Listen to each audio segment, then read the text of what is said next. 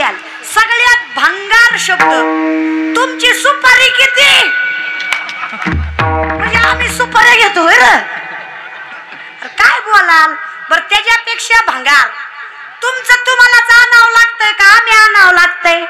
नाही नाही गुत्त दे तुझं सोयाबीन खुरपी ते मुकादम आहे मी. अरे काय लागा, त्याच्यापेक्षा ही चित्र तुमचा ढोलकीवाला तुम्हीच आणा. म्हणजे नालायकाला माहित सुद्धा नाही याला पाखवाज म्हणतात महाराज बरं का. ढोलकीवाला म्हणतोय ढोलकीवाला. अरे दादा नाही तुमचा बी दोष नाही. कचकच कांद्याचा गबाळ त्याला भजन कसं कळल म्हणा. त्याची आखी जिंदगी तू यासाठी गेले, तू यासाठीच गेले, जेवढे गेले तेवढे. बरं खरं सांगा, विनोद बाजूला राहू द्या, ज्याला स्त्रीचा आदर करता आला नाही त्याला धर्म सांभाळता येणार आहे? यत्र नार्युस्तु पूज्यन्ते रमन्ते तत्र दैवतः. काय ताकद असतं ना महाराज. सामर्थ्याने लक्षात घ्या, असं माऊली फार गोड वर्णन करतात. ज्याला माय कळाली ना, ज्याला बाप कळाला ना, त्याला पंढरीचा पांडुरंग समजून घ्यायची गरज नाही. माऊली सांगतात, माय जगन्नाथ बाप जगन अनाथाचा नाथ जनार्दन. या विषयात पण फार आम्हाला अवघडत जायचं नाही. आम्हाला माहित आहे देवा, आमचे दिवस जर निर्भय घालवायचे असतील, आमचे दिवस जर आम्हाला समाधानात घालवायचे असतील, तर आम्हाला तुझ्या नामचिंतनात रमणं गरजेचं आहे. एवढी एकच गोष्ट. सांगड बांधारे बांधारे भक्ती, सांगड बांधारे बांधारे भक्तीची, नारायण नामाची, नारायण नामाची, नारायण नामाची. सांगड बांधारे बांधारे भक्तीची, सांगड बांधारे बांधारे भक्तीची, नारायण नामाची, नारायण नामाची. काय म्हणायचं? ज्ञानदेव म्हणे काय व्यासाची या खुना. आता तुमच्या खुना कळायला मी व्यास बी नाही, ज्ञानदेव बी नाही महाराज. नाही असं कारभार आहे. काय सांगतात? असू द्या असू द्या. आणि तुम्ही लय विचार करीत जाऊ नका. लोक आखो कीर्तन सोडतात आणि पुन्हा म्हणतात ताईला चिठी दिली होती महाराज. चिठीमध्ये काही नसतंय. कोणतरी येणार आहे त्याच्यामुळे थोडं 10 मिनिटं वाढवा, किंवा आलेत म्हणून 10 मिनिटं, एवढंच असतंय. पण लोक इतकी भंगार आहेत, अख्ख कीर्तन विसरणार. चिठी दिली होती, तुला काय करायची? दिली होती तर दिली होती महाराज. आता काय करतो आहे की नाही? अवघड आहे बाबा महाराज बरं का. त्याच्यामुळे माझं बी लय अवघड आहे. काय सांगता, आम्ही तर कसंही केलं तरी अवघडच आहे महाराज बरं. असू द्या. पण खरं सांगू, माणसं फार विचित्र बोलतात कधी कधी. माळकरी कधीच वाईट नसतो. माझं वाक्य ऐका, ते म्हणाला आम्ही डोळ्यानं बघितलं. माळकरी कधीच वाईट नसतो, वाईट लोक माळा घालतात. फरक लक्षात घ्या. महाराज कधीच वाईट नसतो, वाईट लोक महाराज होतात. हे तुम्हाला कळलं पाहिजे, खरं काय आणि खोटं काय. महाराज लोकांच्या पाया पडले लेकरू होतं म्हणे. अरे माणूस आहे का पुतळी तुम्ही? अशी महाराजाच्या पाया पडण्याने पोरं झाली असती, बायको काय बॉम्बला गेली असती का? अरे मी कशाला बोलू, तू कोवाराय म्हणतात. 900 कन्या पुत्र होती तरी का करणे लागे पती. इतकाही अंधश्रद्धेनं परवर्त करत जाऊ नका रे. जरा तरी देव समजून घ्या. अहो विठ्ठल जळी स्थळी भरला रिता ठाव नाही उरला, अजिम्या दृष्टीने पाहिला विठ्ठलची विठ्ठल. त्याला माणूस कळला नाही त्याला देव काय कळणार आहे. आणि जो माणसांची सेवा करतो तो साक्षात माझ्या अखिलकोट ब्रह्मांड चालक पांडुरंग परमात्म्याची सेवा करतो, कारण माणसातच देव आहे. हे कळलं पाहिजे रे दादा. ह्यात उच्च नीचता काहीच नाहीये. उच्च नीच काही नेणे इष्टे भाव भक्ती देखून या सामर्थ्य. मग आम्ही काय करावं? काही नाही देवा. संसारिक माणसं आहेत आम्ही. आम्हाला कुठं योग याग जमणार आहे? आम्हाला कुठं विधिवृत्त ऐकलं जमणार आहेत? आणि काय मला सांगा, 22-23 वर्षाची पोरगी मी काय एका पायावर उभं राहून तपश्चर्या केली का वनात जाऊ? नाहीच की. न लगती सायास जावे सुखे येतो घरा, योग याग विधी वायाची उपाधी. काय केलं दादा? तुमच्या लेकीसारखी लेक आहे. काय फरक आहे माझ्यात आणि तुमच्या लेकीत? फरक एवढाच आहे, माझा बाप माळकरी, माझी माय माळकरी, माझा आजा पंजा पंजाच्या पंजा पंजाच्या पंजाच्या पंजा माळकरी. अख्खं आयुष्य संप्रदायात गेलं. दारात तुळस, घरात विठ्ठल, मुखात नाम, हातात ज्ञानेश्वरी, गात्याचं वाचन, हरिपाठाचं चिंतन. माय प्रेमी भावे फक्त विठ्ठलाच्या चरणावर मस्तक ठेवलं. आज अख्खं जग आमच्या चरणावर नतमस्तक होतं का, तर आम्ही त्याच्या चरणावर मस्तक ठेवलं. आयुष्यात मी जेवढं कमवलं ना दादा, 18 वर्ष झालं मी कीर्तन करते त्याला. ते म्हणचाल मग हाय कितीची, हाय 23चीच महाराज. इनमिन 23चीच आहे, पण वयाच्या 5व्या वर्षी पहिलं कीर्तन केलं. आणि हा जो भाग आहे ना, साक्षीदार आहे दादा. खूप लहानपणापासून आमचे विशाल दादा असतील, खूप लहानपणापासून यांनी माझी सेवा वाजवली. कीर्तनाला शेवा म्हणतात. हा शेवा महाराज बरं का, सेवा म्हणतात. कीर्तन प्रोग्राम नाहीत म्हणत, सुपारी नाही म्हणत, काय म्हणतात, सेवा म्हणतात. अधिकार आहे. कीर्तन जिथे कीर्तनाची जागा तेथे पांडुरंग उभा. ज्या क्षणी कीर्तन चालू होतं त्या क्षणी जगाचा मालक इथं साक्ष द्यायला उभा असतो. वाऱ्या हाती माप चाले सज्जनाचे, कीर्ती मुख त्याचे नारायण. काय अधिकार आहे दादा. आणि मी आजपर्यंत सांगितलं नाही, माणसं म्हणतात कीर्तनाचे पैसे वगैरे.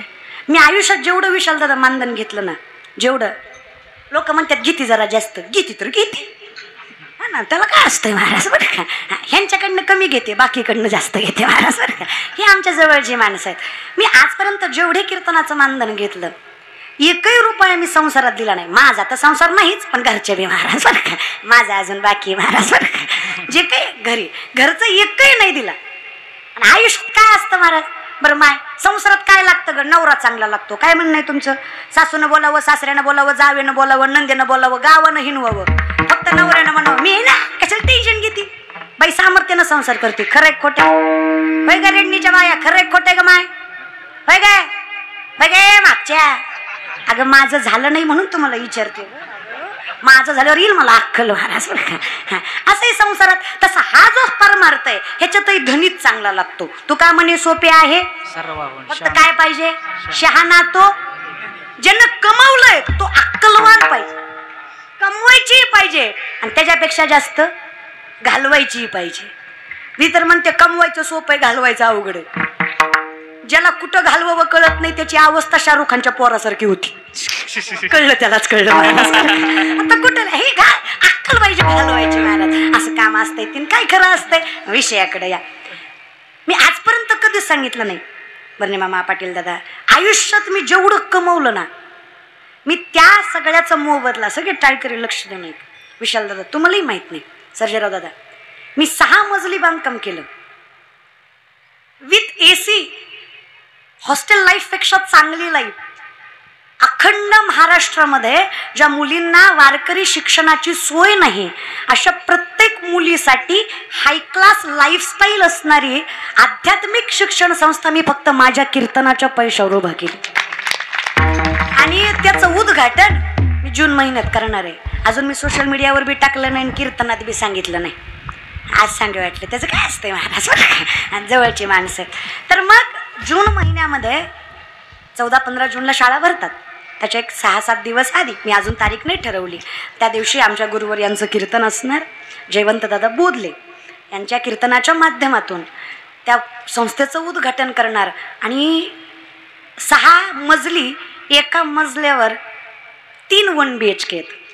1 BHK का तर मुलींना त्यांची सुरक्षितता सुद्धा लक्षात ठेवता प्रत्येकीला वेगळी सोय. हॉस्टेल लाईफ सारखे बेड सिस्टीम सगळ्या गोष्टी, प्रत्येक रूममध्ये AC, शिक्षण सुद्धा AC हॉलमध्ये. कारण कसं आहे ना, आम्हाला जे भोगावं लागलं ते आमच्या पुढच्या पिढीला भोगायला नाही लागलं पाहिजे. अहो हे माझे वडील, माझ्या बापानं इतकं सहन केलं पोरगी कीर्तनकार करायला. लोक असं चालू कीर्तनात बसवायचे, म्हणायचे पोरगी आहे कीर्तन नाही करायचं, असं चालू कीर्तनात बसवायचे. दादा एवढं भोगलं आम्ही. आता पुढच्या पोरी ज्यांना वाटतंय ना की मला शिवलीला पाटलासारखं व्हायचंय, त्या मुलीला प्रत्येक सोयीसुविधा द्यायचा अधिकार माझ्याकडे असला पाहिजे. म्हणून आयुष्यभर मला सुद्धा ही कधी कधी म्हणतात, अहो किती पळता होत आहे, रात्री कीर्तन अमरावतीला होतं ना, आता इथं इंदापूरला आहे. कुठं अमरावती, कुठं इंदापूर, संध्याकाळी आता वेल्ल्याला आहे. म्हणजे ही पळापळ करायचं कारणच तेवढं आहे. आणि पुन्हा लोक म्हणतात थोडं कमी करा की.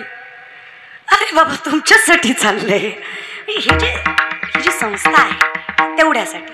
म्हणून विनंती आहे, आयुष्यात जेवढं काही कराल ना दुसऱ्यासाठी, जेवढंच दुसऱ्यासाठी कराल, देव तुम्हाला कमी करणार. काय कमी केलं देवानं मला? प्रसिद्धी, पैसा, संपत्ती, धन, दौलत, ऐश्वर, समाधान सगळ्या गोष्टी दिल्या देवानं. फक्त नीतिमत्ता स्वच्छ असावी. सगळं देतो देव. मग काय करावं? काही नाही महाराज, फक्त प्रेमानं भजन दोन्ही हातावर करा. वा वा प्रेमाने.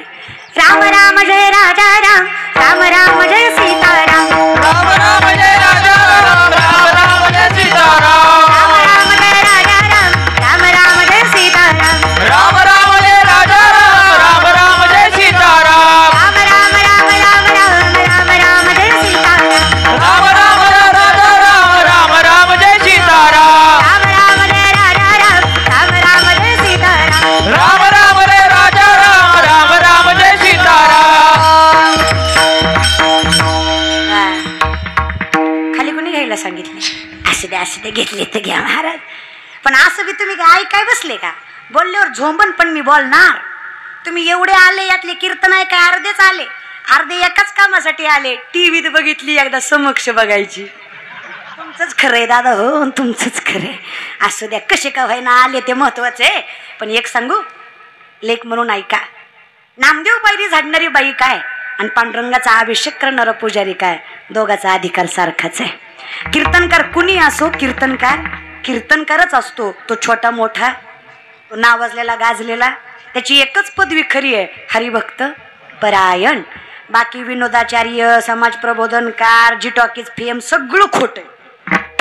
खरं एकच आहे, हरिभक्त परायण. आणि हीच आयुष्यभर आम्हाला लागलेली देणगी आहे. पण काही नाही, आयुष्यात देवा इतकं सुंदर माणस आहेत तुम्ही.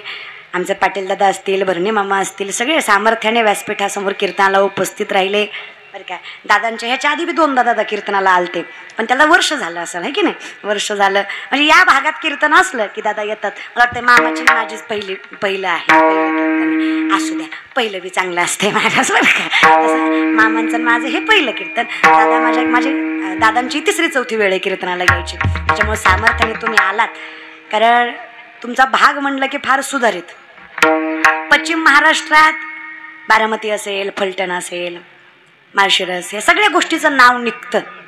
त्याचं कारण आहे, तुमच्या माणसांच्या हातात सत्ता आहे तर तुम्ही त्याचा योग्य वापर करताय.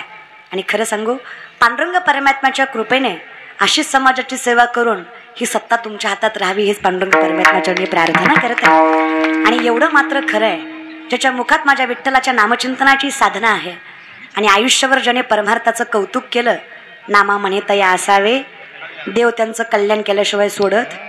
तुमच्या दोघांचेही मनस्वी आभार. तुमचं नाव दोघांचं असतं, पण त्याच्या पाठीमागं भरपूर माणसं जोडलेली असतात. त्या सगळ्यांना शतशः प्रणाम. काही नाही, प्रेमाने भजन.